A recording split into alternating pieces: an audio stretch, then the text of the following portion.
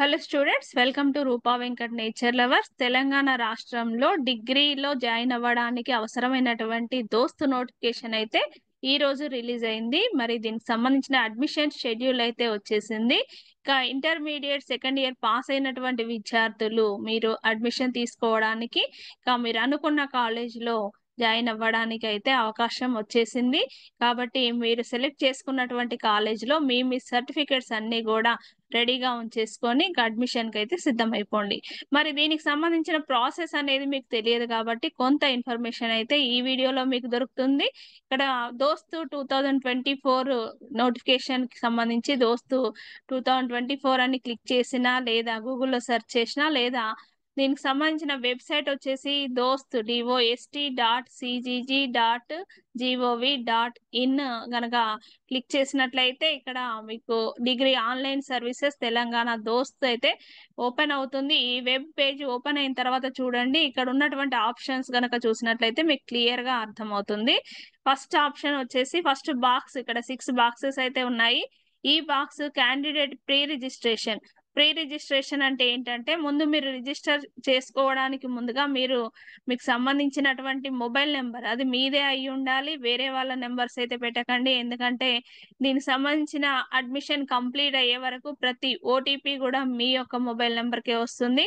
కాబట్టి మీ ఇంట్లో వాళ్ళది ఇంకా అమ్మమ్మలది తాతలది అట్లా ఇచ్చేసి ఇబ్బంది పడుతున్నారు. కాబట్టి మీ దగ్గర ఉన్నటువంటి మీ ఫాదర్ది మీ మదర్ది ఇచ్చేసి మీరు దానికి సంబంధించినటువంటి డీటెయిల్స్ అయితే పొందవచ్చు.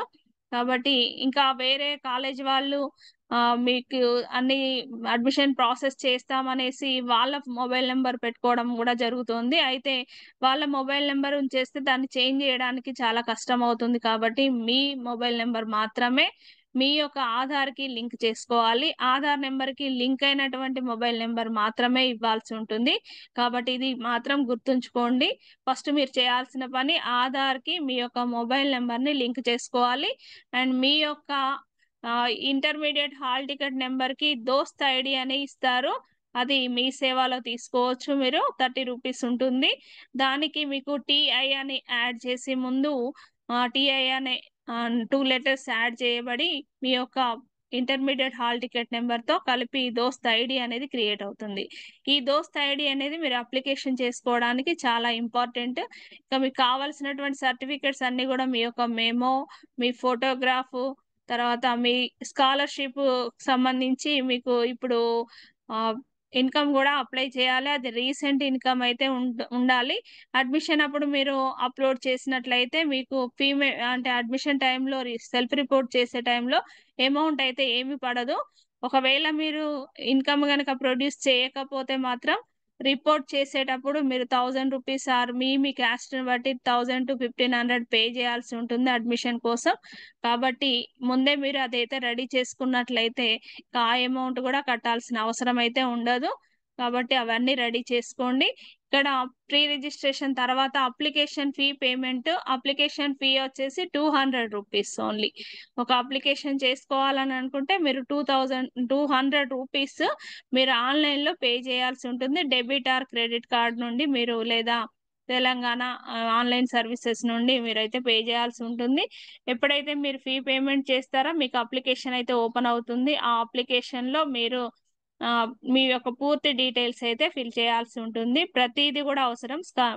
స్టడీ సర్టిఫికేట్స్ దగ్గర నుండి మీ యొక్క ఫస్ట్ టు ఇంటర్మీడియట్ వరకు కూడా అన్ని దగ్గర అయితే ఉంచేసుకోండి. ఇంకా క్యాండిడేట్ లాగిన్లో మీకు ఒక లాగిన్ ఐడి అనేది ఓపెన్ అవుతుంది. ఆ లాగిన్ ఐడి అయితే గుర్తుపెట్టుకోవాలి. అప్లికేషన్ చేసిన తర్వాత ఎప్పుడు మీరు మీ అప్లికేషన్ ఓపెన్ చేయాలని అనుకున్నా కూడా ఆ లాగిన్ ఐడి మాత్రమే మనం ఓపెన్ చేయడానికి అవకాశం అయితే ఉంటుంది. కాబట్టి ఆ లాగిన్ ఐడి మీరు ఒక దగ్గర రాసి పెట్టుకోవాలి. మీ మొబైల్లో వచ్చినటువంటి మెసేజెస్ డిలీట్ అయిపోతాయి కాబట్టి దాన్ని మాత్రం మీరు భద్రంగా దాచుకోవాల్సి ఉంటుంది. ఎప్పుడైతే మీరు అలాట్మెంట్ వరకు కూడా ఒకవేళ ఫస్ట్ ఫేజ్లో కనుక మీకు వచ్చినటువంటి కాలేజ్ మీకు నచ్చలేదు అనుకోండి, సెకండ్ ఫేజ్లో మళ్ళీ మీరు వెబ్ ఆప్షన్స్ అయితే పెట్టుకోవచ్చు. కాబట్టి ఆ లాగిన్ ఐడి ఉంటే మీకు తొందరగా పని అవుతుంది. కాబట్టి అది మాత్రం మర్చిపోకండి.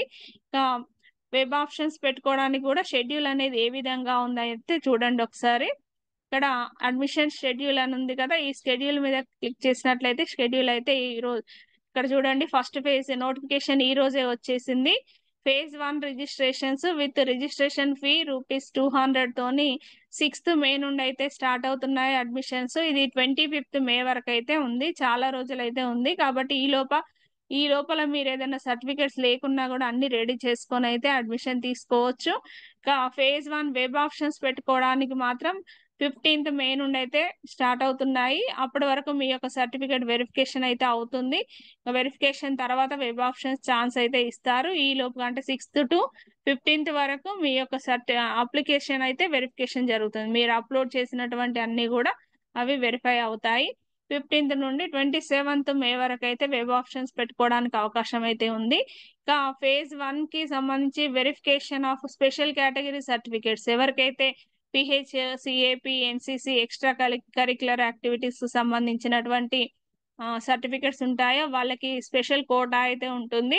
కాబట్టి పిహెచ్, సిఏపికి సంబంధించిన వెరిఫికేషన్, ఇది ఫిజికల్ వెరిఫికేషన్ అయితే ఉంటుంది.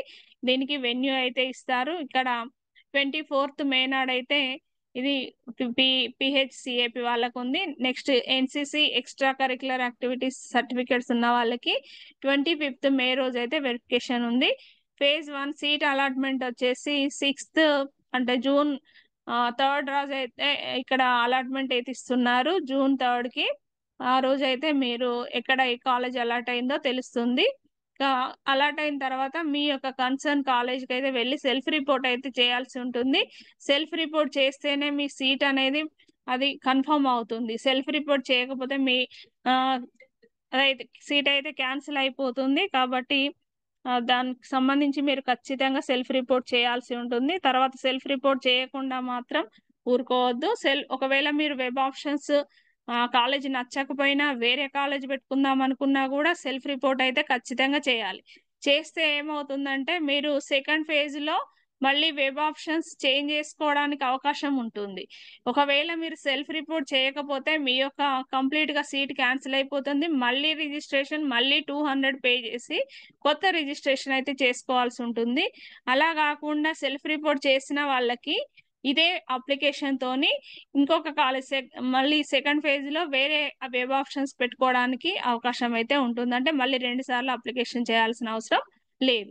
ఇక ఫేజ్ 2 వచ్చేసి ఈ ఫేజ్ 2 రిజిస్ట్రేషన్స్ దీనికి మాత్రం ₹400. ఫస్ట్ ఫేజ్ కి మాత్రమే 200 అయితే అప్లికేషన్ ఫీ ఉంది.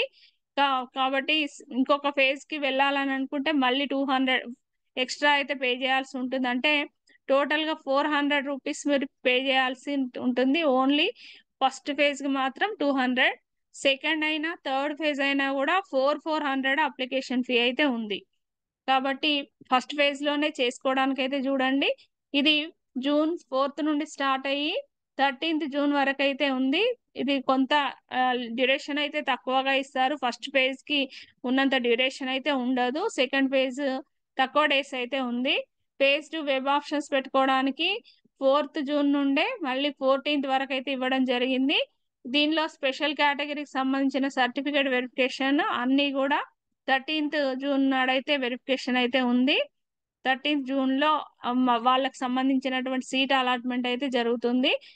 ఫేజ్ 2 సీట్ అలాట్మెంట్ దానికి లిస్ట్ క్యాండిడేట్స్ అలాట్మెంట్ లిస్ట్ వచ్చేసి మాత్రం జూన్ 18th అయితే వస్తుంది. జూన్ 18th తర్వాత మీరు 19th నుండి సెల్ఫ్ రిపోర్ట్ అయితే చేయాల్సి ఉంటుంది. మీ కాలేజీకి ఎక్కడ అలాట్ అయిందో ఆ కాలేజీకి వెళ్ళి మీ యొక్క ఒరిజినల్స్ అక్కడ వెరిఫికేషన్ అయితే ఉంటుంది. ఒరిజినల్ వెరిఫికేషన్ చేయించుకొని సెల్ఫ్ రిపోర్ట్ చేసి అక్కడ కొంత అంటే మీరు ఇన్కమ్ కనుక ప్రొడ్యూస్ చేయని వల్ల కొంత అమౌంట్ అయితే పే చేసి 1000 to 1500 ఉంటుంది.